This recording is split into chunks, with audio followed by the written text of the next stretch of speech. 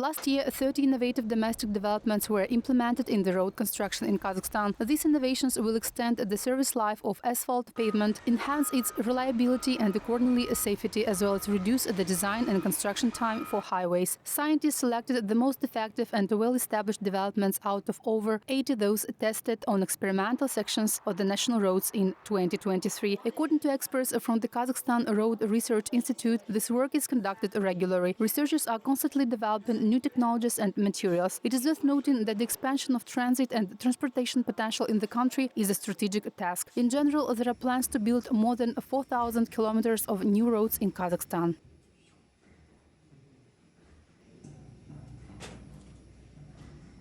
В последние годы в дорожно-строительстве применялись только зарубежные. In recent years, only foreign building materials have been used in road construction, such as pavement modifiers, soil stabilizers, and others. Scientists from our institute have already tested the latest additives in the laboratory. Currently, they are all being tested and monitored at experimental sites. Thus, we finally have domestic products in Kazakhstan. В процессе апробации мониторинга на опытных участках, и можно сказать, что в нашей стране наконец-то появились отечественные продукты.